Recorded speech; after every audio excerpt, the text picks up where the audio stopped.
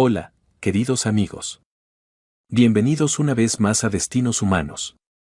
Antes de comenzar la historia de hoy, quiero decirles que ustedes son el corazón de este proyecto.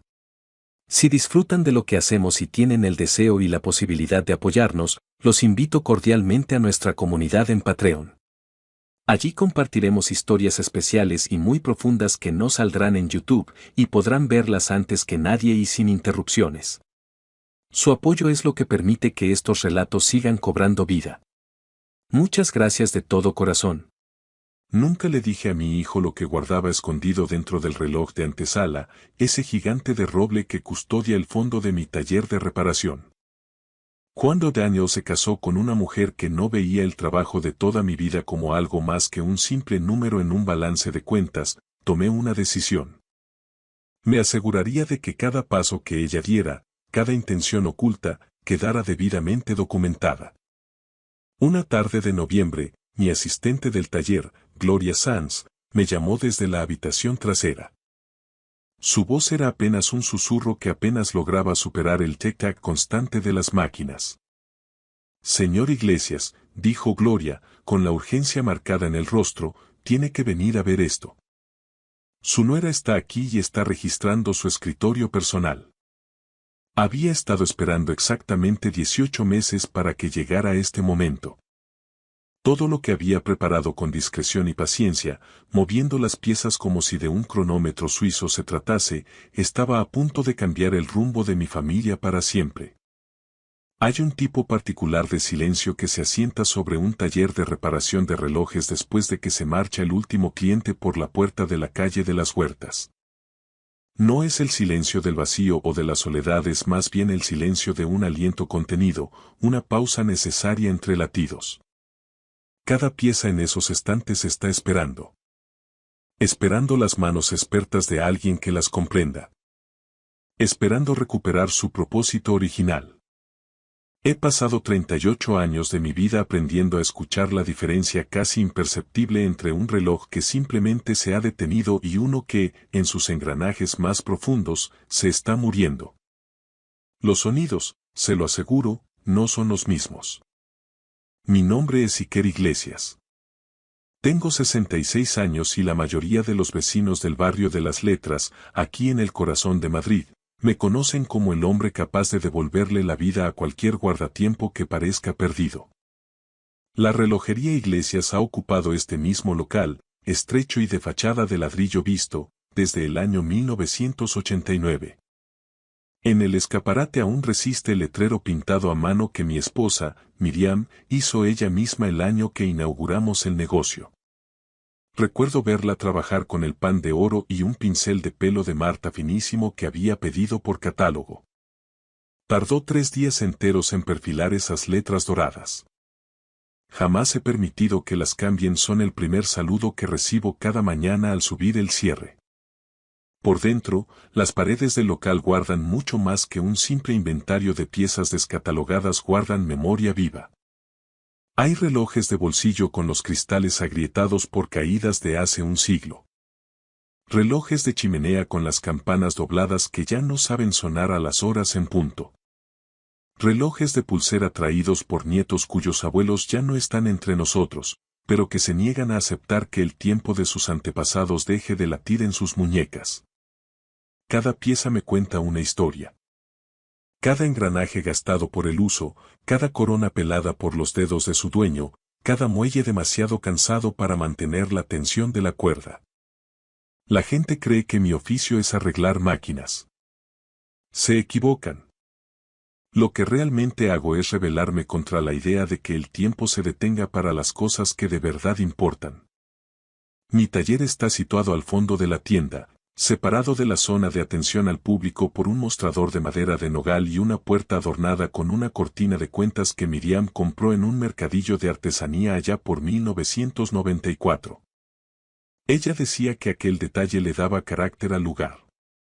Yo, por llevarle la contraria y verla sonreír, le decía que me hacía sentir como si entrara en la cueva de una adivina cada vez que cruzaba el umbral para trabajar.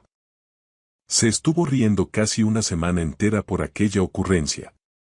Miriam falleció hace ya 8 años. Fue un cáncer de ovario, detectado en etapa 4. Lo descubrieron en un octubre frío y para el siguiente febrero ya se había ido. Fueron los 5 meses más rápidos, crudos y devastadores de mi existencia. Ella solo tenía 57 años y aún guardaba en su libreta planes detallados para cuando cumpliera los 60.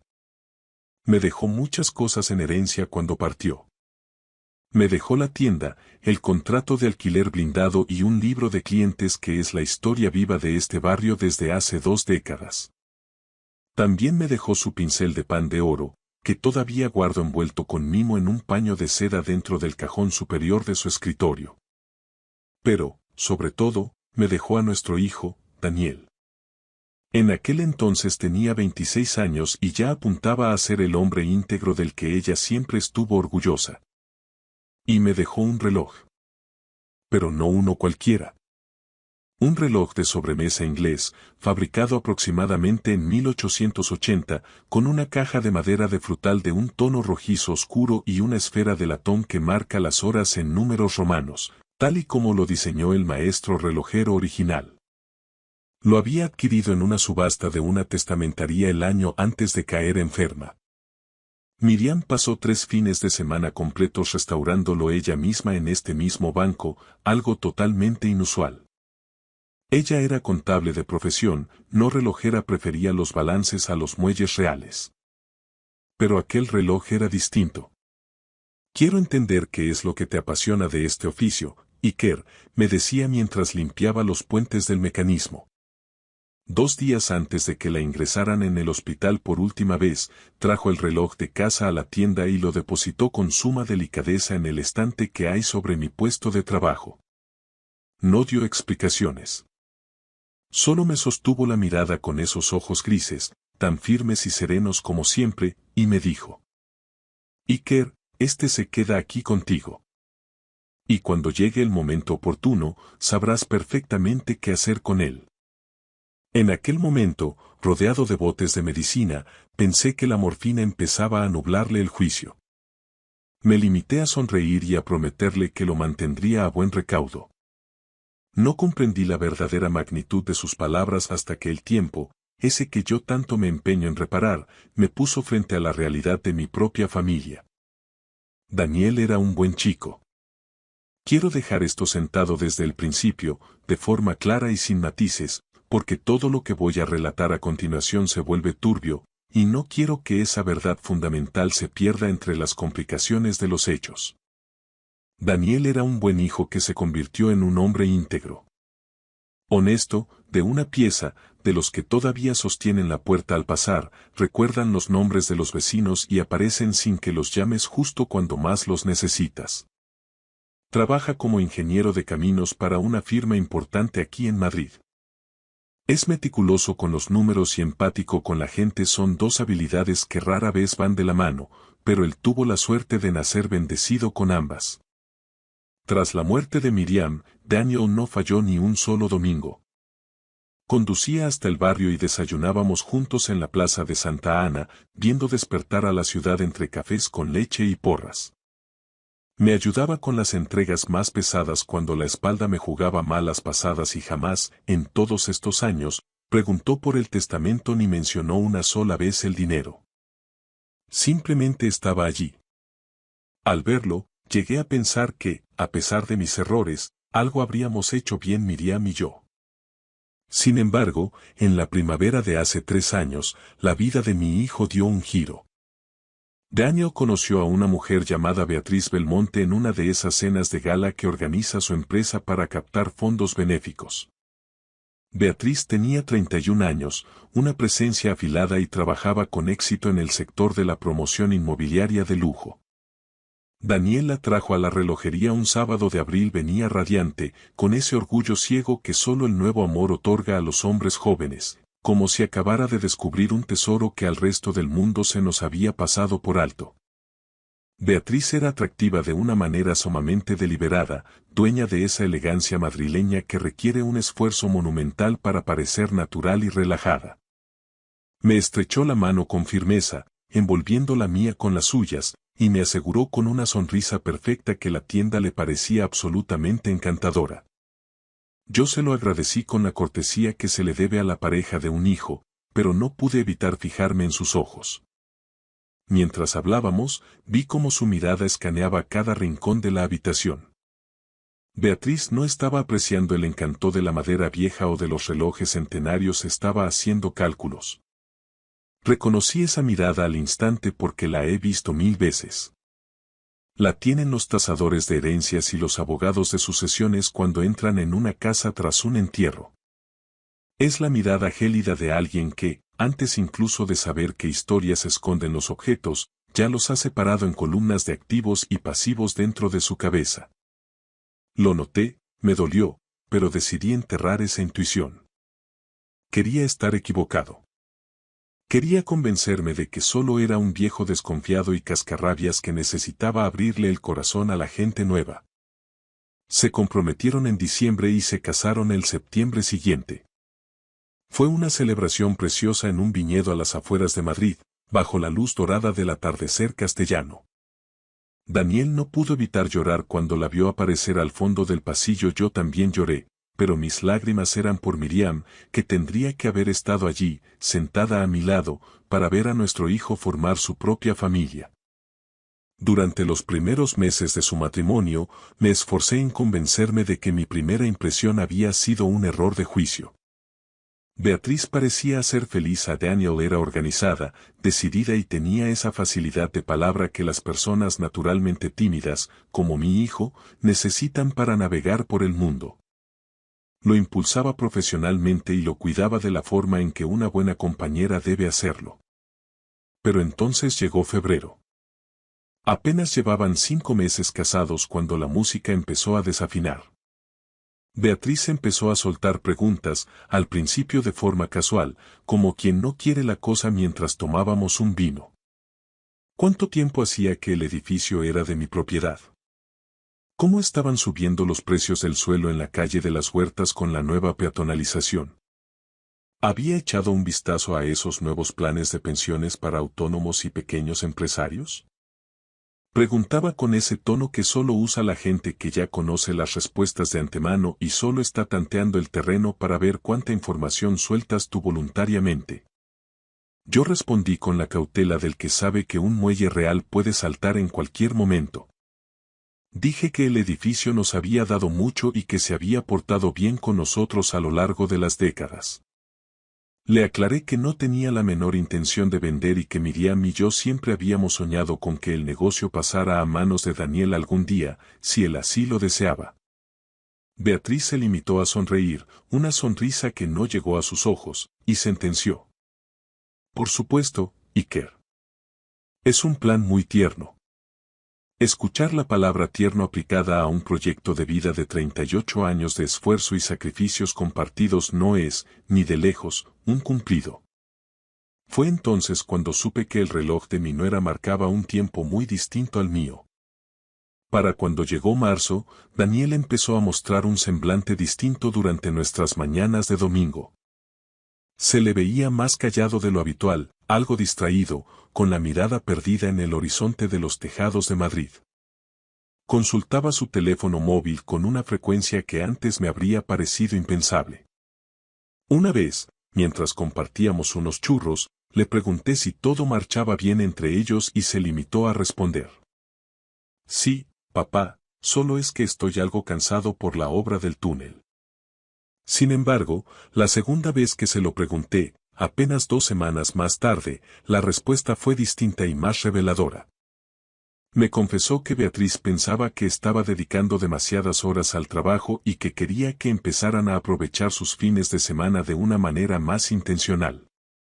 ¿Más intencional? Repetí yo, saboreando la extrañeza de la palabra en mi boca. Ya sabes.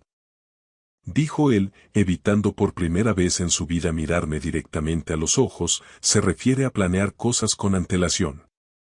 Viajes cortos, actividades culturales, escapadas. En definitiva, aprovechar al máximo el tiempo libre de calidad.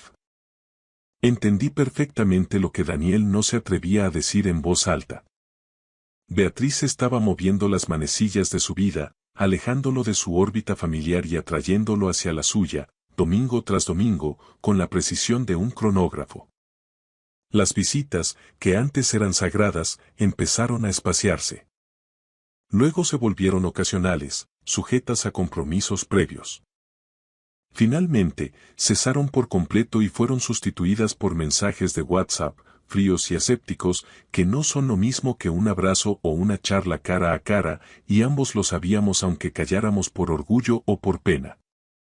En abril, mi asistente del taller, Gloria Sanz, esa mujer leal que lleva gobernando el mostrador de la relojería desde hace 11 años, me apartó un martes por la tarde con un gesto de preocupación que no le conocía.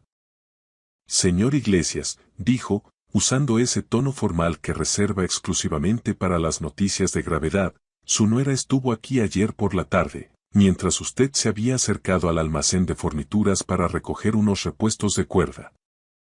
Le informé de que usted no se encontraba en el local, pero no pareció importarle.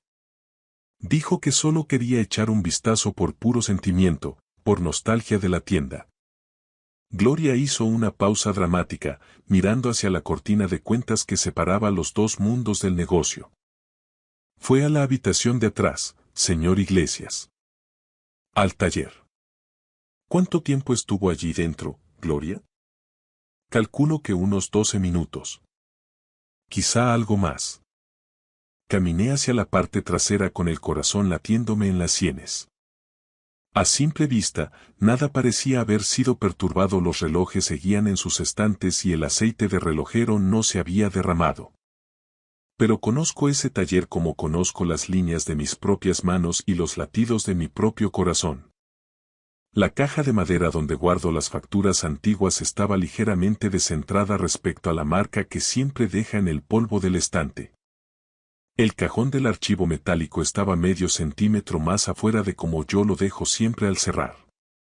Alguien, con dedos rápidos y curiosos, había estado revisando mis documentos privados. No le dije nada a Daniel. Todavía no era el momento, no tenía pruebas suficientes, solo sospechas de viejo. Lo que sí hice la semana siguiente fue llamar a un detective privado. Su nombre es Marcos Varga, un antiguo subinspector de la Policía Nacional que ahora trabajaba de forma independiente desde una discreta oficina en la calle de Serrano. Un cliente de toda la vida me lo había recomendado 2 años atrás durante una agria disputa por una pieza de relojería de una herencia complicada, y yo, por instinto, había guardado su tarjeta profesional al final de mi libro de contabilidad. Lo llamé un miércoles por la tarde y le pedí que nos reuniéramos en la tienda después del cierre, cuando la calle de las Huertas se llena de gente que busca cenar pero el taller se sumerge en la penumbra. Marcos es un hombre metódico, gris y extraordinariamente discreto, exactamente lo que uno busca en alguien que se dedica a este tipo de encargos. Se sentó frente a mi banco de trabajo, escuchó mi relato sin interrumpirme ni una sola vez y, cuando terminé, me lanzó exactamente 4 preguntas a quemarropa. ¿Cuál era la dirección catastral exacta de la propiedad del edificio? ¿Tenía mi hijo acceso legal e independiente a mis cuentas bancarias personales? ¿Había hecho Beatriz alguna petición directa o indirecta sobre un posible adelanto de la herencia o cambio en el testamento? ¿Y contaba yo con una representación legal sólida? Respondí con precisión. La dirección de la relojería Iglesias no, las cuentas estaban solo a mi nombre, todavía no de forma directa, pero los rodeos eran evidentes y sí, contaba con Roberto Acevedo, quien había sido mi abogado y amigo durante 19 años, encargándose de toda la planificación de la sucesión tras el fallecimiento de mi querida Miriam. Bien, sentenció Marcos Varga mientras guardaba su libreta. Empezaré la vigilancia y las averiguaciones pertinentes este mismo lunes. Esa misma semana llamé a Roberto Acevedo al despacho. Le conté punto por punto lo que Gloria había presenciado y lo que yo había sentido. Roberto, con la prudencia que le caracteriza, actualizó mi testamento ese mismo mes y reestructuró el fideicomiso y la sociedad patrimonial de modo que la propiedad del edificio y las cuentas bancarias pasaran a Daniel bajo ciertas condiciones muy estrictas, y nunca de forma automática o descontrolada. También me sugirió, casi como una orden, que empezara a llevar un registro escrito y detallado de cada conversación o encuentro inusual. Le hice caso. Compré una libreta pequeña, de tapas duras y color verde carruaje, en la papelería técnica de la plaza de la provincia. Feché la primera entrada el 14 de abril y escribí 3 frases cortas pero cargadas de significado. He mantenido ese diario de sospechas cada semana desde entonces, documentando el tiempo que, esta vez, no pretendía arreglar, sino vigilar. Lo que Marcos Varga encontró durante los 2 meses siguientes no fue del todo sorprendente, pero resultó ser lo suficientemente específico como para ser letal en términos legales. Beatriz se había reunido hasta en 3 ocasiones con una abogada especializada en el sector inmobiliario llamada Paola Herrera, cuyo bufete es conocido en Madrid por gestionar transacciones agresivas de locales comerciales en zonas protegidas. Las reuniones no habían tenido lugar en el despacho de la calle Velázquez, sino en una cafetería discreta de la zona de Retiro, lo que sugería un intento deliberado de no dejar un rastro oficial o visitas registradas en una recepción. Marcos también logró documentar, de forma pericial, 2 conversaciones en las que se escuchaba a Beatriz discutir con un tono frío sobre la propiedad de la calle de las Huertas. Hablaba de los plazos de ejecución de la herencia con una tercera persona cuya identidad aún no habíamos logrado filiar, pero que por su vocabulario parecía pertenecer a un fondo de inversión. En junio, el destino quiso que yo mismo fuera testigo de lo que ella entendía por plazos. Había conducido hasta el chalet de Daniel y Beatriz a las afueras sin avisar. No era mi costumbre, pero me habían invitado a una barbacoa familiar y, debido al poco tráfico de un domingo por la mañana en la M30, llegué 40 minutos antes de lo previsto. Daniel estaba en el jardín trasero preparando las brasas. Rodeé la casa por el pasillo lateral y, al pasar junto a la cocina, escuché la voz de Beatriz. La ventana estaba abierta de par en par debido al sofocante calor de junio. No tenía intención de espiar, pero sus palabras cruzaron el aire con la nitidez de una campana de cristal. No sé de cuánto tiempo más estamos hablando, Paola, decía Beatriz al teléfono. Escúchame bien. Tienes 66 años, toma medicación para la tensión y se pasa 10 horas al día trabajando solo en un taller que es básicamente un sótano húmedo. No estoy siendo morbosa, estoy siendo realista. En algún momento, esta propiedad dejará de ser un sentimiento para convertirse en una decisión de activos. Hubo una pausa. Sí, Daniel es consciente de que tenemos que asegurar nuestro futuro. Solo necesita un poco más de tiempo para asimilar que el negocio ya no es viable. Me quedé petrificado tras esa puerta durante unos 30 segundos que me parecieron una eternidad. Sentí un frío glacial a pesar de los 30 grados de Madrid. Regresé a mi coche en silencio, me senté al volante con las manos temblorosas y llamé de inmediato a Marcos Varga.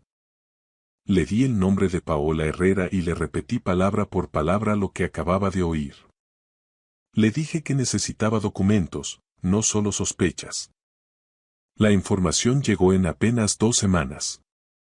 Paola Herrera ya había redactado un borrador de propuesta preliminar para la venta del edificio completo de la calle de las Huertas, condicionada a un cambio inminente de titularidad. Lo más sangrante era que la propuesta nombraba a Beatriz Belmonte de Iglesias como el contacto único para la transición. El nombre de mi hijo, el heredero legítimo, no aparecía por ninguna parte en aquel documento de preventa. Quiero detenerme aquí para confesarles algo que no le he contado a nadie, ni siquiera a Marcos o a mi abogado Roberto. La noche que leí esa propuesta de venta, me quedé sentado en el fondo de mi tienda durante 3 horas con las luces apagadas. No estaba solo destrozado, que lo estaba, sino que no dejaba de pensar en Miriam. En lo que ella sabía y en cuando empezó a sospecharlo. Pensé en ese reloj de sobremesa inglés que ella trajo de casa y puso sobre mi banco de trabajo sin darme una sola explicación lógica. Me levanté y lo observé en la penumbra, iluminado apenas por las farolas de la calle. Su caja de madera de frutal, la esfera de latón pulido y la impecable restauración que Miriam había hecho del mecanismo. Yo mismo lo había examinado años atrás por pura curiosidad profesional y lo volví a cerrar. No había vuelto a abrir la caja desde el día de su entierro. Pero esa noche, algo me impulsó a hacerlo. El mecanismo estaba limpio y aceitado, como era de esperar, pero al retirar el bloque del movimiento, noté algo extraño en la base. El fondo de la caja de madera tenía un doble fondo, una obra de artesanía sutil que Miriam debió de crear ella misma usando una fina chapa de nogal y dos pequeños clips de latón casi invisibles que cedían al presionarlos con una pinza de precisión. Dentro, doblada con esmero y protegida en una funda de plástico sellada, encontré una carta con la caligrafía inconfundible de Miriam. No voy a compartir cada palabra de lo que mi esposa escribió. Hay sentimientos que solo nos pertenecen a nosotros dos. Pero la parte que importa, la que cambió el tablero de juego, decía lo siguiente. Había detectado los primeros destellos de la ambición de Beatriz en la misma cena de compromiso, mucho antes de la boda. Miriam, siempre más perspicaz que yo, había hecho su propia investigación discreta. Había hablado con antiguas amistades, hecho preguntas en los círculos inmobiliarios y prestado atención a los detalles que a mí se me escapaban. No podía estar segura del todo, escribió, pero estaba lo suficientemente preocupada como para querer que yo estuviera preparado por si ella faltaba.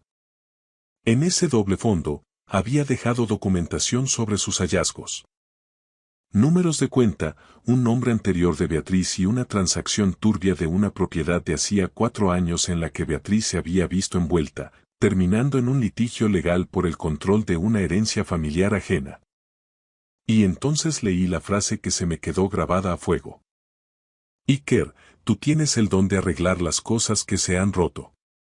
Pero algunas cosas aún no están rotas, simplemente han tomado el camino equivocado. Vigila las señales. Protege lo que construimos juntos con tanto esfuerzo. Y cuando llegue el momento, sabrás exactamente qué hacer. Me quedé abrazado a esa carta durante mucho tiempo. Miriam nos había estado protegiendo desde el pasado. Había construido una herramienta de defensa dentro de un reloj que restauró con sus propias manos y lo puso sobre mi banco de trabajo 8 años antes de que yo supiera que la necesitaba.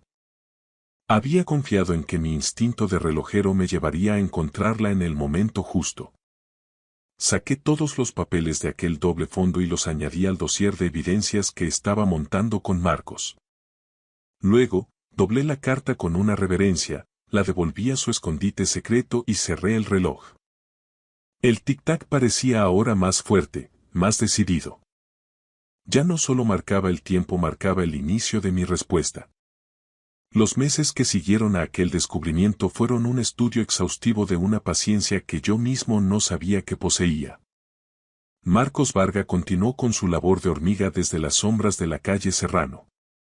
Roberto Acevedo, por su parte, perfeccionó las protecciones legales, blindando cada rendija por la que pudiera filtrarse la ambición ajena. Yo, mientras tanto, observaba a Beatriz de la misma manera que observo un reloj con una falla intermitente. Con la certeza absoluta de que el problema late ahí dentro, esperando el momento exacto en que aflore con la suficiente nitidez como para intervenir el mecanismo. Lo que fui notando con el paso de las semanas fue la maestría con la que Beatriz estaba trabajando la voluntad de mi hijo. No le había ordenado directamente que se distanciara de mí, era demasiado astuta para cometer un error tan burdo. En su lugar, había ido sembrando ideas ponzoñosas con la delicadeza de quien planta flores. Mencionó una vez, como quien no quiere la cosa, que yo parecía haberme vuelto un poco controlador y obsesivo con la gestión de la tienda. Sugirió en otra ocasión que la relación tan estrecha que Daniel mantenía conmigo les dificultaba a ellos construir su propia identidad como matrimonio independiente. Incluso se atrevió a sacar a relucir la memoria de Miriam, usando su nombre de formas que pretendían consolar pero que en realidad buscaban hundir a Daniel, comentarios civilinos sobre lo difícil que debía de ser para él sentir que nunca estaría a la altura del recuerdo de su madre, sugiriendo que tal vez él idealizaba demasiado un pasado que ya no existía. Nada de esto me llegó directamente de labios de ella. Lo supe por el propio Daniel, captando fragmentos envenenados a lo largo de meses de conversaciones que yo conducía con pies de plomo. Él soltaba alguna frase que sonaba extraña en su boca, un enfoque empresarial que yo no reconocía como suyo, o mostraba una vacilación donde antes siempre hubo una certeza absoluta, y yo, en cuanto se marchaba, tomaba nota de todo. Llené página tras página de mi libreta verde. No lo hacía para construir un caso de odio contra mi propio hijo, sino para dejar constancia de cómo alguien lo estaba reescribiendo lentamente, borrando su esencia para sustituirla por otra más maleable. En septiembre, cuando ya sumaban 14 meses de matrimonio, Daniel me llamó un martes por la noche. Su voz sonaba plana, desprovista de matices, de una manera que me indicó de inmediato que había estado ensayando el discurso frente al espejo o bajo la supervisión de Beatriz. Papá, creo que deberíamos sentarnos a hablar en serio sobre la tienda, dijo. Le pedí que viniera a la mañana siguiente. Se sentó frente a mí en el banco de trabajo, ocupando el mismo lugar donde se había sentado desde que era un adolescente para verme trabajar. Apoyó los codos en el borde de la madera y entrelazó las manos, pero no me sostuvo la mirada. Parecía agotado. Había perdido peso y las ojeras le marcaban un cansancio que no era solo físico. Beatriz piensa que podría ser el momento de empezar a considerar tu jubilación, papá, soltó al fin. Dice que ya no eres un chaval y que el mantenimiento de un local así es una carga excesiva para una sola persona. Y con lo que se han disparado los valores inmobiliarios aquí en las huertas. Daniel, lo interrumpí con firmeza, para ahora mismo. No repitas lo que ella te ha dicho que digas. Habla conmigo, con tu padre. Se quedó callado un largo rato, mirando fijamente un muelle real que yo tenía sobre la mesa. Luego tensó la mandíbula con un gesto de amargura. Ella dice que la tienda es un activo patrimonial que estamos desaprovechando por puro sentimentalismo. Esta tienda es el legado de tu madre, Daniel. El trabajo de nuestras vidas. Lo sé, papá. Créeme que lo sé. ¿De verdad lo sabes? Porque tus palabras dicen otra cosa.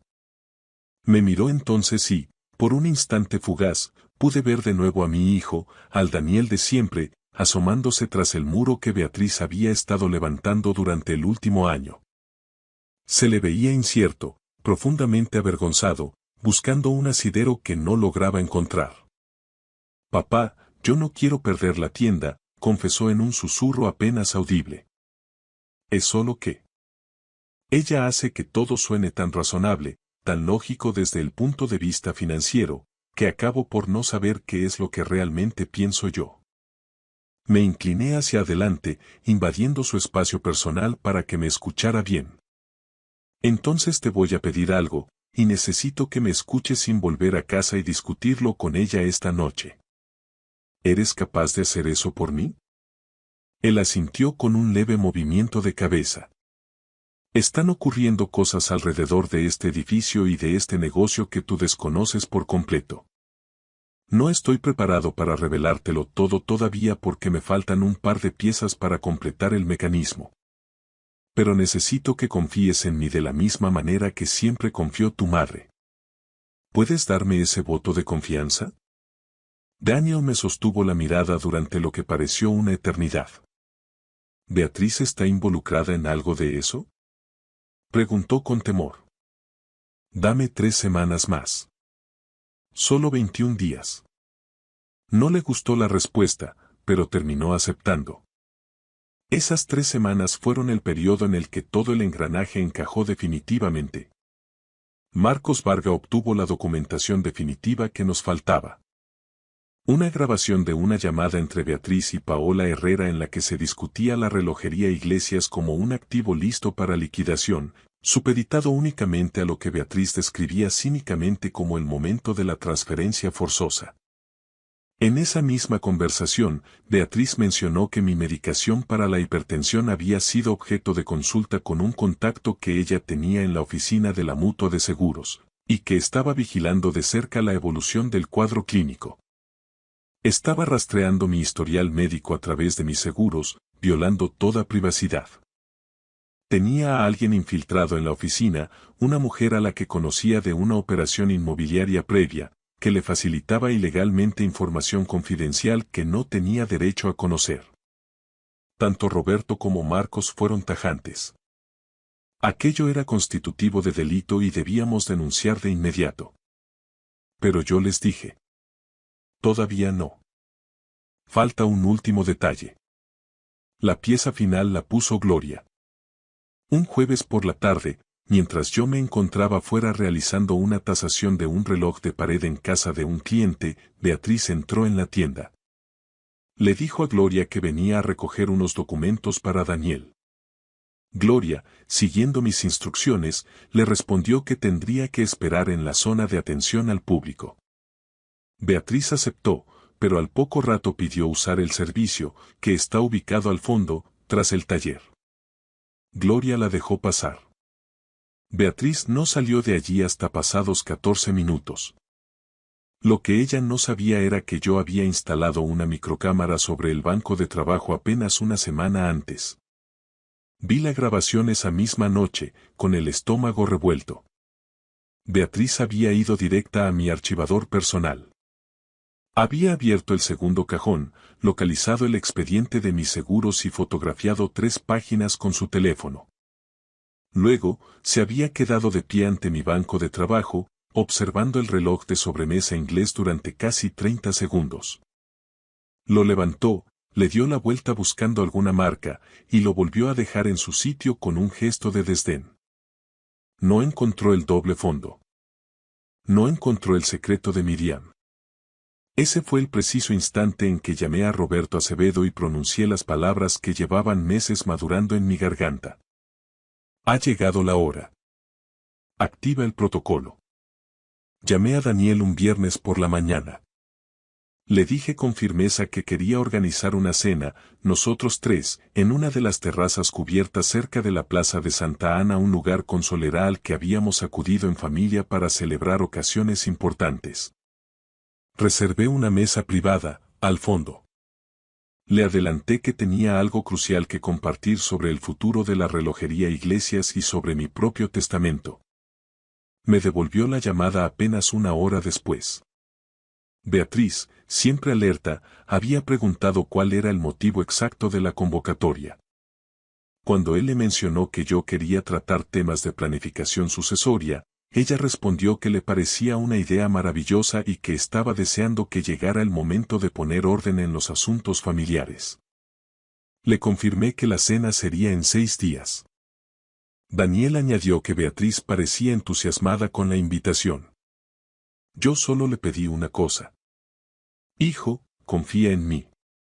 La mañana de la cena me reuní con Roberto Acevedo en su despacho de la calle Almagro. Revisamos meticulosamente todo el arsenal que habíamos preparado. El testamento actualizado ante notario, las cláusulas de la sociedad patrimonial, la documentación de las reuniones secretas de Beatriz con Paola Herrera, las grabaciones peritadas y el informe final de Marcos Varga. Roberto, además, se había coordinado con un colega de profesión que aceptó estar presente en el restaurante, sentado discretamente en la barra, para actuar como testigo legal si la situación se desbordaba. Antes de salir del despacho, le hice a Roberto una última pregunta. ¿Está todo en orden, Roberto? Él me miró por encima de sus gafas, con esa seriedad de quien sabe que está a punto de ejecutarse una sentencia necesaria. Iker, todo está exactamente donde debe estar. El mecanismo es perfecto. Volví a la tienda por última vez antes de la cita. Abrí el reloj inglés, extraje la carta de Miriam y la leí despacio, saboreando cada palabra. Luego la doblé con cuidado y me la guardé en el bolsillo interior de la chaqueta, junto al corazón. No pensaba mostrarla esa noche, era un tesoro privado entre ella y yo, pero necesitaba sentir su presencia cerca. A las 7 en punto, entré en el restaurante con mi traje gris de los domingos y el reloj de sobremesa envuelto en una lona bajo el brazo. Daniel ya me esperaba en la mesa, sentado con la espalda rígida y un semblante sombrío. Beatriz estaba frente a él, elegantísima, luciendo la sonrisa de quien acude a recoger un premio largamente esperado. Se iluminó al verme. Iker, dijo, con esa voz de seda, esta cena es una idea fantástica. Es fundamental dejarlo todo organizado para evitar problemas en el futuro. Tienes toda la razón, Beatriz, respondí mientras tomaba asiento. Por eso mismo estamos hoy aquí. Pedimos la cena y mantuvimos una conversación trivial sobre el tráfico y el tiempo en Madrid. Daniel me observaba con la ansiedad de quien espera el resultado de una biopsia. Beatriz pidió una copa de cava para brindar. Cuando retiraron los platos principales, deposité el reloj inglés sobre el mantel, justo entre nosotros dos. Beatriz lo miró con curiosidad fingida. Ese es el reloj de Miriam, ¿verdad? Exacto. Lo restauró ella misma el año antes de marcharse. Me pidió expresamente que lo guardara en el taller y me aseguró que yo sabría cuándo llegaría el momento de darle un uso especial. Beatriz soltó una risita suave, casi condescendiente. ¡Qué detalle tan bonito! ¡Qué sentimental eres, Iker! Hay algo más dentro de este reloj, proseguí, bajando el tono de voz. Mi esposa era una mujer extremadamente precavida. Tenía la capacidad de ver grietas donde otros solo veían superficies lisas. Me dejó una carta en un compartimento oculto que ella misma diseñó. La sonrisa de Beatriz no desapareció, pero se congeló. Abrí la caja del reloj, accioné el doble fondo y puse sobre la mesa no la carta original de Miriam, sino una copia del informe de Marcos Varga. Las actas de sus reuniones con Paola Herrera, los registros ilegales de mi seguro médico y la transcripción de sus llamadas sobre la liquidación del edificio. Beatriz, dije con una calma que me sorprendió a mí mismo, estos son documentos que deberías leer con mucha atención. Mi abogado tiene los originales y la Dirección General de Seguros ya ha recibido una notificación formal. Daniel agarró los papeles. Su rostro se transformó en una máscara de piedra conforme pasaba las páginas. Te has estado reuniendo a mis espaldas para organizar la venta de mi vida, continué. Has accedido a mis datos médicos violando mi intimidad y has intentado manipular a mi hijo para que viera este legado como un simple activo financiero. Hace 2 semanas entraste en mi taller para fotografiar mis archivos privados. Beatriz dejó la copa de cava en la mesa con un golpe seco. Iker, esto es un malentendido monumental. Estas pruebas están fuera de contexto. Yo solo buscaba lo mejor para Daniel y Beatriz. La voz de Daniel sonó desde el fondo de su alma, pesada y definitiva. Ella se giró hacia él. No lo intentes. No sigas por ahí. El silencio que siguió en esa mesa de la Plaza de Santa Ana fue el más atronador que he escuchado en mis 66 años. El colega de Roberto me miró desde la barra, le hice un leve gesto y él volvió a su copa. La compostura de Beatriz se desintegró pieza a pieza, como un cristal antiguo que estalla bajo demasiada presión. Empezó a soltar justificaciones, medias verdades y una versión distorsionada de la realidad donde ella era la víctima de un suegro paranoico. Daniel no dijo nada. Se limitó a mirarla con la expresión de un hombre que descubre que el mapa del tesoro que seguía llevaba directamente a un precipicio. Cuando Beatriz se levantó bruscamente para marcharse, le dediqué las últimas palabras. La relojería Iglesias no es una transacción, Beatriz. Es el esfuerzo de Miriam y el mío, y solo pasará a manos de quien sepa respetarlo. Mi abogado contactará con el tuyo el lunes. Se marchó. El portazo del restaurante resonó como un disparo. Daniel y yo nos quedamos a solas. ¿Cuánto tiempo llevabas sabiendo esto, papá? Preguntó al fin. 18 meses de sospechas y 6 de certezas. Él se miró las manos, hundido. ¿Por qué no me abriste los ojos antes? Porque necesitaba que pudieras mirarla a la cara sin el filtro de mi desconfianza, y porque necesitaba pruebas que no pudieras rebatir. Estaba protegiendo el trabajo de tu madre. Y te estaba protegiendo a ti. Daniel acarició la madera del reloj inglés. Ella lo sabía. Mamá lo intuyó hace 8 años. Siempre iba 3 pasos por delante de todos nosotros, Daniel. Así era ella. Nos quedamos allí 1 hora más, redescubriéndonos en el silencio de la noche madrileña. Al salir, bajo las luces doradas de la plaza, Daniel me pidió perdón. Le apreté el hombro con fuerza. No tienes de qué arrepentirte, hijo. Confiar en la persona que amas no es un error, es un acto de nobleza. Conduje de vuelta a la calle de las Huertas, subí el cierre de la tienda y coloqué el reloj de nuevo en su estante. Le di cuerda, escuchando cómo el mecanismo recobraba su latido constante. En las semanas posteriores, el proceso judicial fue discreto pero implacable. El contacto de Beatriz en la aseguradora fue despedido y el bufete de Paola Herrera se retiró de cualquier operación relacionada conmigo para evitar un escándalo mayor. Daniel solicitó el divorcio en noviembre. Fue un proceso rápido. Beatriz comprendió que no tenía ninguna posición de fuerza para litigar. Él se mudó a un pequeño piso cerca de la calle Atocha y, para mi inmensa alegría, recuperamos nuestros domingos. El primer domingo de nuestra nueva etapa, apareció con café recién hecho y una bolsa de napolitanas calientes. No hablamos de Beatriz. Hablamos de un viejo reloj de cuco de la selva negra que me traía de cabeza. Hablamos de la vida y de cómo el tiempo pone a cada uno en su lugar. 2 semanas después, le puse un delantal y le enseñé a limpiar un mecanismo de escape. Daniel es ingeniero, es demasiado rápido, quiere soluciones inmediatas, pero ese día, por primera vez, dejó el móvil a un lado y aprendió a ser paciente con las piezas pequeñas. Al final del día, miró el engranaje limpio y susurró. Mamá era una maestra en esto, ¿verdad? Era la mejor, hijo. Mucho mejor que yo. Quiero que entiendas que no documenté todo este proceso por rencor, sino por respeto. Lo hice porque lo que Miriam y yo levantamos en este edificio de ladrillo tiene un valor que no se mide en euros, sino en los 38 años que pasamos cuidando el tiempo de los demás.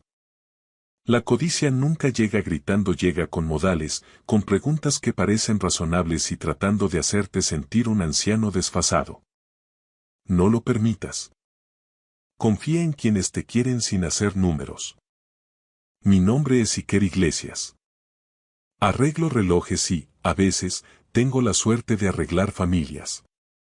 El reloj inglés sigue en mi taller, marcando un tiempo nuevo. Le doy cuerda cada domingo antes de que llegue Daniel, y me quedo escuchando su tic-tac, constante y seguro, celebrando cada hora que la vida nos ha devuelto. Algunos mecanismos, cuando se cuidan con verdad, pueden durar para siempre. Me olvidé el móvil en el restaurante tras una cena con mi hijo. Cuando regresé, el sumiller cerró la puerta con llave y me susurró. Quédese tranquilo. Voy a enseñarle las imágenes de la cámara que hay sobre su mesa, pero prométame que no se va a desmayar. Lo que hizo mi hijo en ese video me dejó de rodillas. Durante 6 meses, mi hijo me había estado envenenando, riéndose mientras yo perdía mis sentidos, planeando robarme un legado de 110 millones de euros. Él pensaba que me estaba muriendo, pero no tenía ni idea de que esto era solo el principio. Lo que hice en los 5 días siguientes lo cambió todo. Me llamo Theo Beaumont, y a mis 66 años, soy el propietario de las bodegas Beaumont en La Rioja Alavesa. Cuando regresé al restaurante Arsac 20 minutos más tarde, la camarera me recibió en la puerta. Elena Basurco, rezaba su placa. Pero en lugar de entregarme el teléfono, cerró la puerta tras de mí. Señor Beaumont, susurró, tiene que ver algo. Sus manos temblaban mientras me guiaba a través del comedor vacío hasta un estrecho almacén. Mi teléfono estaba junto a un monitor de seguridad, olvidado. Elena puso las imágenes de esa noche, sus dedos temblaban sobre el teclado. Podría perder mi trabajo por esto, dijo, pero no puedo callarme. La pantalla mostraba la mesa 12, mi mesa, la cena que había terminado hacía una hora. Permítanme retroceder. Esa misma noche, me costaba saborear un gran reserva de 180 euros. El vino debía ser magnífico, un vino de autor con 96 puntos en la guía Peñín. Pero para mí, era solo líquido. Las notas complejas que debería haber captado eran fantasmas. Papá, tienes un aspecto horrible, dijo Benjamín, inclinándose hacia adelante con una preocupación fingida en su rostro. Mi hijo, de 35 años, era el director comercial de las bodegas Beaumont. Estos mareos están empeorando, añadí. A su lado, Francesca sintió. Mi nuera iba envuelta en seda esmeralda y demasiado oro. El médico me había dicho. Es una degeneración propia de la edad, Theo. Tienes que dar un paso atrás antes de que ocurra algo grave. La habitación se balanceaba cada vez que giraba la cabeza. Llevaba meses perdiendo el sentido del olfato y el del gusto le siguió. Los mareos llegaban en oleadas, imprevisibles y aterradores. A mi edad, quizá tuvieran razón, quizá mi cuerpo se estaba rindiendo. Los papeles de los poderes notariales, dijo Benjamín con suavidad. Fírmalos la semana que viene. Déjame a mí la gestión diaria. Por fin podrás descansar. Había dedicado 40 años a construir esa bodega. 3 generaciones de sangre Beaumont en esa tierra de la Guardia. Pero ya no podía ni catar mis propios vinos. Me había desmayado 2 veces en el último mes. Está bien, dije. Firmaré la semana que viene. El alivio en el rostro de Benjamín debería haberme reconfortado. En su lugar, algo frío se instaló en mi pecho. Terminamos la cena. Me dejé el móvil sobre la mesa y no me di cuenta hasta que estaba a mitad de camino a casa. Regresé, esperando solo recuperar el aparato. Elena Basurco me dio la verdad en su lugar. En el monitor, vi la repetición de la cena. Me vi levantarme e ir hacia el baño. En el momento en que me di la vuelta, Benjamín se movió, rápido y practicado. Metió la mano en su chaqueta y sacó un pequeño frasco de líquido transparente. Lo destapó con el pulgar y lo vertió en mi copa de vino, la misma de la que bebí al regresar. Francesca lo vio. No lo detuvo. Giró su cuerpo para ocultarlo de la vista y sonrió. Pero eso no fue lo peor. Después de que me sentara y bebiera, tras hacer una mueca por el sabor que apenas podía detectar, Benjamín esperó a que yo mirara hacia otro lado. Entonces, encogió los hombros y dejó que su cabeza se tambaleara, imitando mi temblor. Su rostro se retorció en una parodia cruel de mi confusión, y Francesca se rió. En el video no se oía nada, pero era inconfundible. Mi propio hijo envenenándome, burlándose de mí. Mis rodillas cedieron. Caí al suelo de aquel almacén mientras las manos de Elena me sostenían por los hombros. Lo siento mucho, repetía ella una y otra vez. No sé cómo logré salir de allí. Elena me ayudó a cruzar el aparcamiento mientras yo apretaba el móvil con una mano que no dejaba de temblar. El aire de la noche debería haber olido a jazmín, los jardines de los alrededores eran famosos por ello. Pero yo no olía nada, solo el vacío donde solían estar mis sentidos. No puede conducir así, dijo Elena. ¿Estoy bien? No lo está, su rostro joven se veía firme bajo las luces del parking. ¿Qué va a hacer? Un solo pensamiento quemaba a través de la conmoción. Tenía 5 días. La Junta General de Accionistas era el viernes. Si no hacía nada para la semana que viene, Benjamín lo controlaría todo. Para el mes siguiente, me habrían encerrado en algún piso de la costa mientras mi hijo destruía 40 años de trabajo. Esto termina el viernes, dije. Las palabras me sorprendieron por su firmeza. Había visto a mi hijo envenenarme, le había visto reírse de ello. Cualquier enfermedad que creía tener, cualquier degeneración diagnosticada, era una mentira. Benjamín me había estado envenenando durante meses para debilitarme lo suficiente como para que renunciara a la obra de mi vida. Pero tenía 5 días. 5 días para descubrir qué había usado, por qué lo había hecho y cómo detenerlo. 5 días para salvar todo lo que mi familia había construido durante 3 generaciones. Elena Basurco me apretó el brazo. Dígame cómo puedo ayudar. Aún no tenía una respuesta, pero allí de pie, con la traición fresca como una herida abierta, sabía una cosa con absoluta claridad. Esto terminaría el viernes. El laboratorio de la casa de campo olía a mi padre. A roble, a alcohol de limpieza y a 40 años de trabajo meticuloso destilados en trazas químicas. Era pasada la medianoche cuando abrí la puerta, pero dormir no era una opción. No después de ver a mi propio hijo envenenarme ante la cámara. Las luces fluorescentes zumbaron sobre mi cabeza, iluminando el equipo que mi abuelo había traído de Francia. Probetas de vidrio y serpentines de destilación de cobre, pulidos por el uso de 3 generaciones. Aquella noche necesitaba que me dijeran exactamente cómo me estaba matando Benjamín. Corté con tijeras quirúrgicas la tela manchada de vino de la manga de mi chaqueta y la coloqué en un tubo de ensayo, añadí disolvente, lo sellé y lo agité. La mancha se disolvió en un líquido turbio. Mientras se procesaba, saqué los libros de toxicología que no había abierto desde mis tiempos de posgrado en la Universidad de Davis. Si había veneno en mi organismo, el desglose químico lo revelaría. Todo deja rastro, incluso la traición. El equipo de cromatografía tardó 90 minutos en calentarse y analizar la muestra. Pasé ese tiempo caminando por el laboratorio, con la mente repasando posibilidades.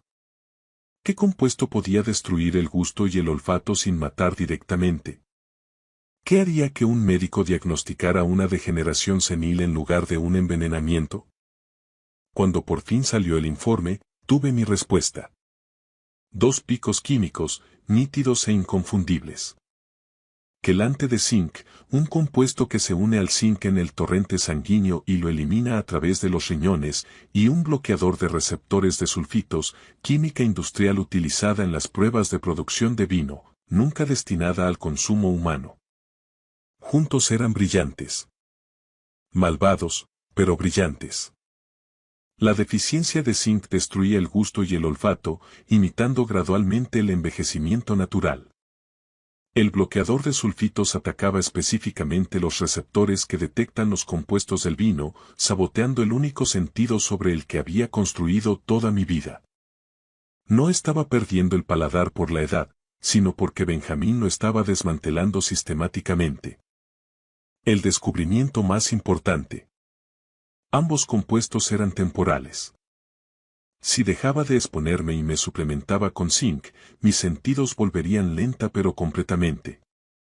Benjamín no me quería muerto, me quería roto, confundido, lo suficientemente desesperado como para cederle por escrito todo lo que yo había construido.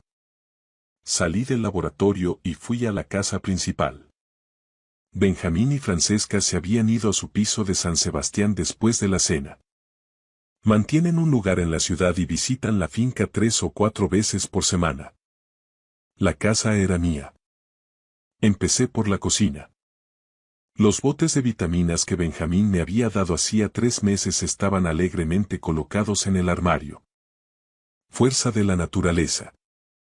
Fórmula de apoyo de zinc para tu salud, papá. Despegué la etiqueta. Debajo, en un austero color negro y rojo, decía: Vint Global, División de Soluciones Industriales, lote de muestra alfa 7. No eran vitaminas. Era el veneno mismo reempaquetado. En el antiguo dormitorio de Benjamín encontré más viales vacíos en la papelera del baño, cada uno con el mismo logotipo. Propiedad de Vint Global, prohibida su reventa. Alguien se los estaba suministrando. Alguien con acceso a productos químicos industriales y una ausencia total de conciencia. El cajón de su escritorio guardaba la pieza final. Deudas de juego. Recibos de casinos de Biarritz, San Remo y Madrid. Extractos de tarjetas de crédito con adelantos de efectivo rodeados en un rojo desesperado. 2,8 millones de euros. Fecha de pago en 90 días, 3 meses el mismo plazo que mis síntomas. Si yo firmaba la semana que viene, Benjamín controlaría una bodega valorada en 110 millones de euros. Más que suficiente para limpiar sus deudas. Más que suficiente para justificar la destrucción de su padre en el proceso. Me senté en el viejo escritorio de mi padre, rodeado de pruebas. Detrás de mí, la fotografía de Catherine sonreía desde su estante, su rostro alegre congelado hace 20 años en esta misma habitación. No podía afrontar esto solo. Benjamín tenía un socio. Alguien en Vint Global que le había proporcionado los compuestos y le había ayudado a planearlo. Necesitaba la ayuda de alguien en quien confiara absolutamente. Busqué en mi teléfono el número de Martín Castro. Respondió al segundo tono con voz ronca. Teo. Son las 3 de la mañana. Necesito que vengas a la finca, dije. Ahora. Y Martín. No se lo digas a nadie. Silencio. Luego. Estaré allí en 20 minutos. Colgué y miré los viales alineados en mi escritorio. Vint Global.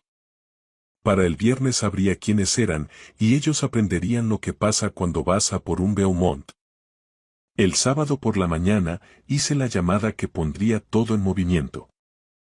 Mi voz temblaba, no por debilidad, sino por el esfuerzo de parecer vulnerable. Benjamín, no puedo esperar hasta la semana que viene.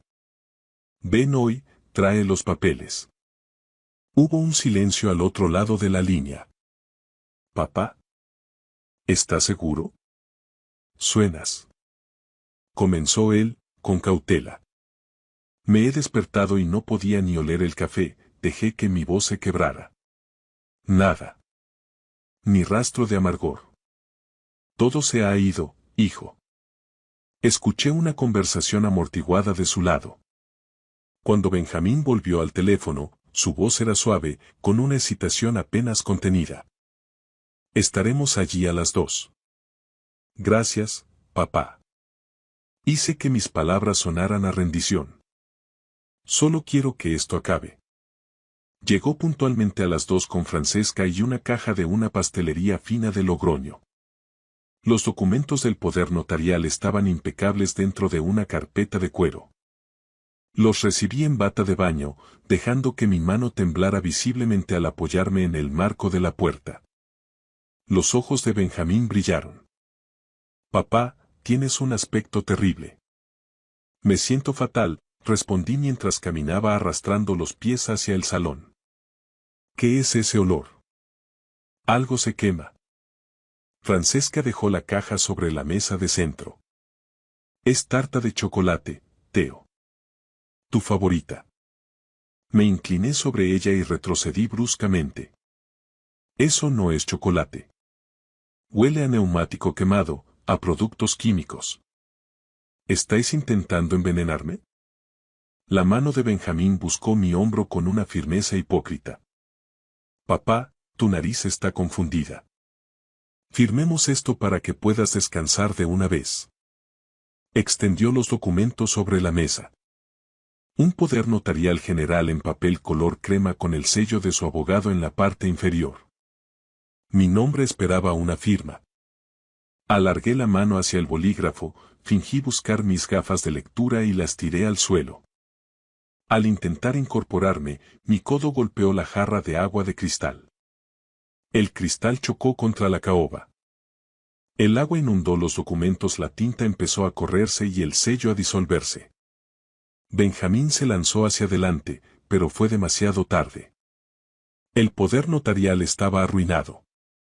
Lo siento, dije con voz trémula.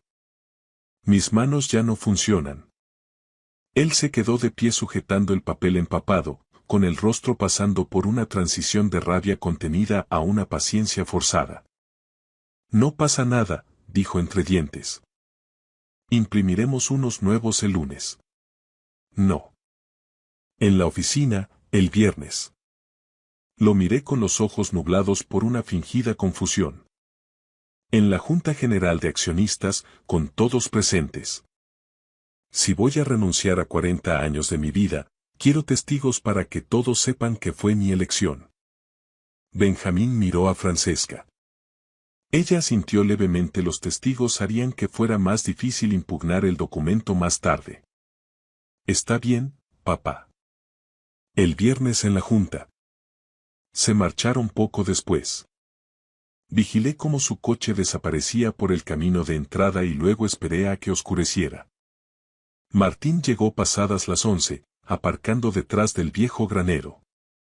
Nos reunimos bajo el gran roble en el límite este de la propiedad, el mismo árbol donde mi padre me enseñó a podar las vides hace 50 años.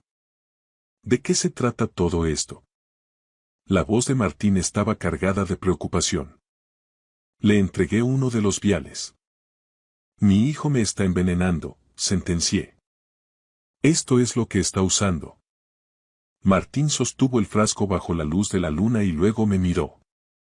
No dudó. No preguntó si estaba seguro. ¿Qué necesitas? Preguntó simplemente. La colección histórica de la bodega. Todas las botellas. Tienen que ser trasladadas antes del viernes. ¿Trasladarlas a dónde? A cualquier lugar donde Benjamín no pueda encontrarlas. Planea destruirlas, mantuve mi voz firme. Necesito que hayan desaparecido para el jueves por la noche. Martín se quedó en silencio un momento. Luego me apretó el hombro con fuerza. El vino estará a salvo, viejo amigo. Te lo juro. No preguntó por qué.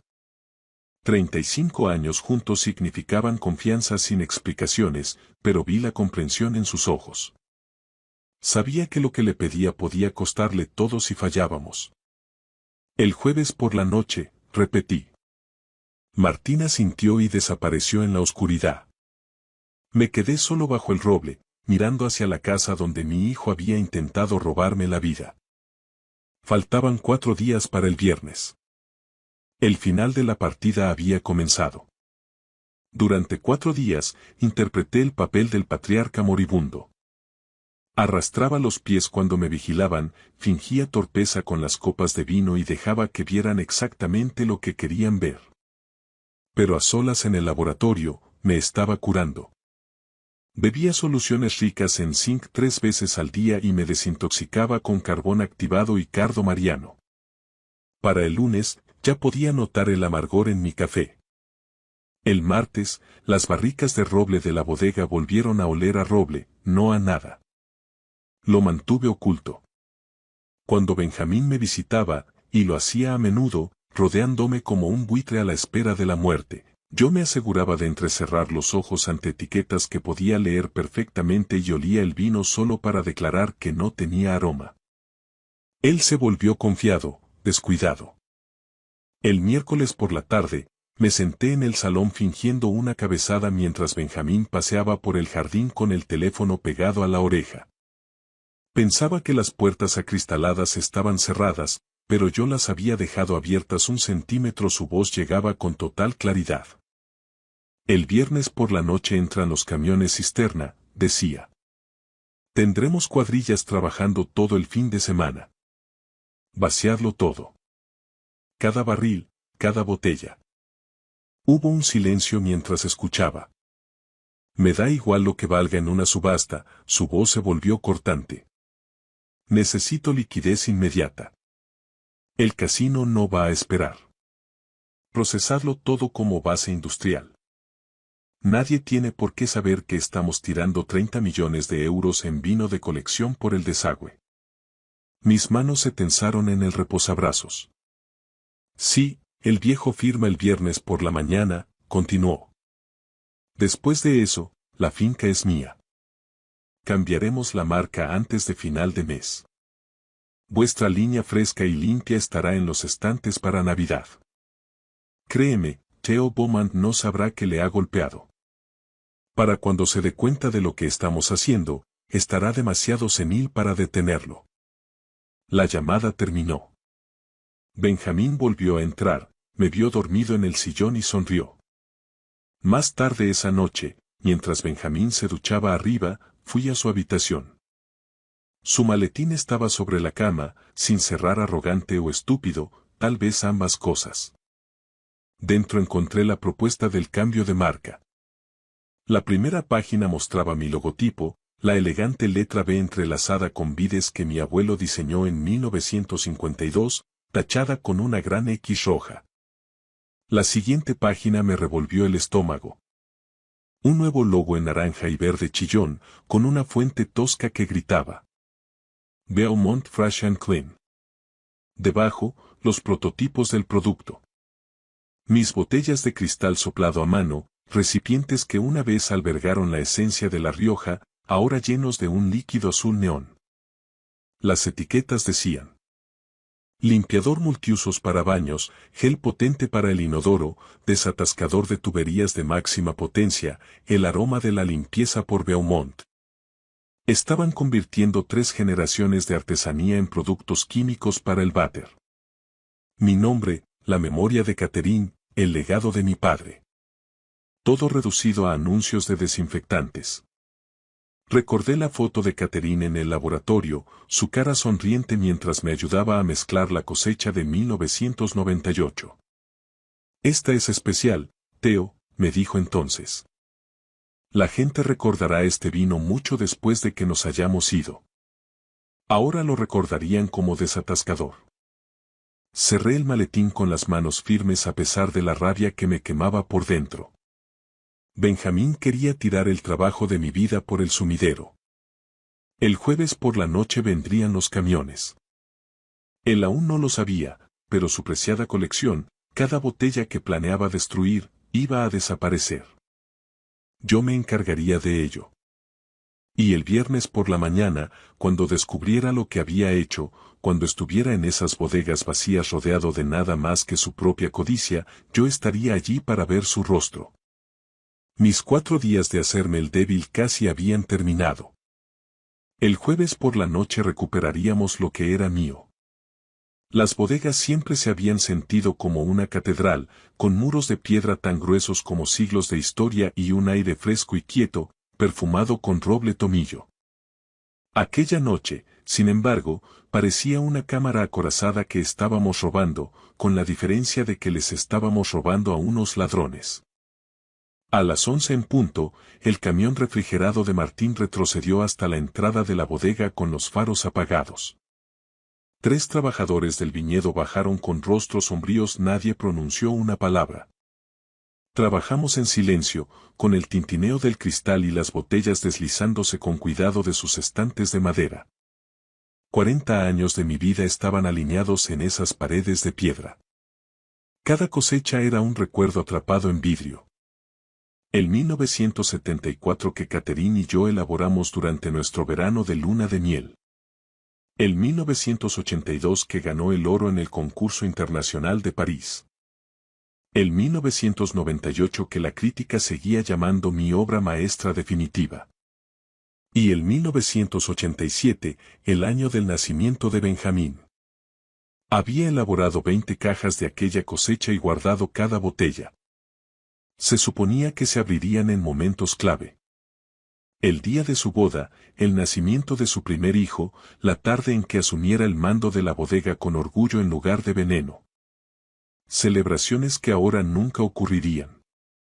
Saqué una botella de su hueco en el estante. La etiqueta había amarillado ligeramente tras 37 años y el sello de cera estaba agrietado por el tiempo. En su interior, el vino había madurado pacientemente, esperando un momento digno de él. Hice esto cuando él nació, dije en voz baja. Martín se había acercado a mi lado. Lo guardé para el día en que se lo ganara. Martín miró la botella y luego a mí. Su rostro curtido estaba triste pero firme. Guárdalo para alguien que se lo merezca, respondió. Asentí y la coloqué con cuidado en la caja de madera acolchada. Alguien bebería este vino algún día, alguien que entendiera lo que significaba construir algo lentamente, con paciencia y amor. Simplemente no sería mi hijo. La cuadrilla trabajó durante toda la noche con un silencio metódico. Cada botella fue catalogada, envuelta en papel protector y cargada en camiones con control de temperatura. Las reservas de los años 50 que mi padre hizo con sus propias manos. Las cosechas de los 60 que establecieron la reputación de los Beaumont, las mezclas experimentales que había estado envejeciendo en roble húngaro esperando su pleno potencial. Las reemplazamos todas por señuelos. Botellas llenas de agua teñida de rojo con colorante alimentario, aromatizadas con una esencia de vino sintética y barata que Martín había conseguido en un almacén de suministros para hostelería. Con la tenue iluminación de la bodega, parecían auténticas. De cerca, no valían absolutamente nada, tal como habían resultado ser las promesas de Benjamín. A las 5 de la mañana, el último camión se alejó en la gris oscuridad antes del amanecer. Las bodegas se veían exactamente igual, con las botellas brillando en sus estantes, pero cada una de ellas era ahora una mentira cuidadosamente elaborada. Cerré la pesada puerta con llave y regresé a la casa principal, donde logré dormir 2 horas de sueño inquieto en el sofá de mi despacho. Cuando desperté, el sol salía sobre el viñedo. Me duché y me vestí, no con la Rebeca que Benjamín esperaba, sino con mi traje de lana marengo, el mismo que usé para enterrar a Caterina hace 10 años. Hoy enterraría algo más. La junta comenzaba a las 9. Bebí café, ahora podía saborearlo de verdad, amargo y real, y me miré al espejo. Ojos claros, manos firmes. Benjamín pensaba que ya había ganado, pero estaba a punto de aprender lo que ocurría cuando te enfrentabas a un Beaumont. La sala de juntas de las bodegas Beaumont estaba cargada de una tensión eléctrica.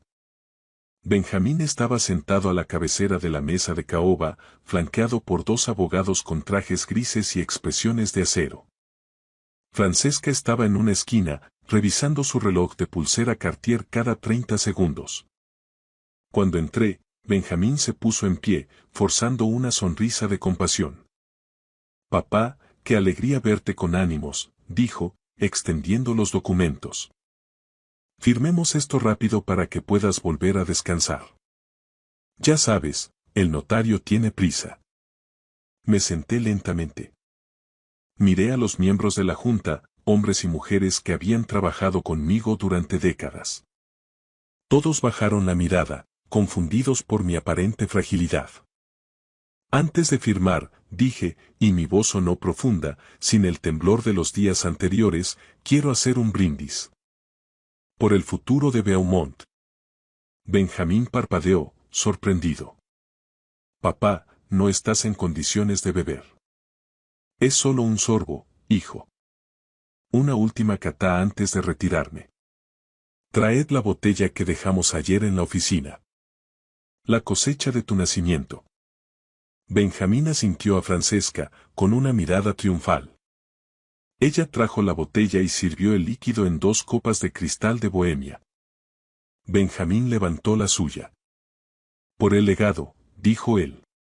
Bebí. El sabor era espantoso. Agua con colorante y aroma sintético. Benjamín también bebió, pero su rostro no cambió. Estaba tan desconectado del producto, tan obsesionado con el dinero, que ni siquiera notó que estaba bebiendo basura.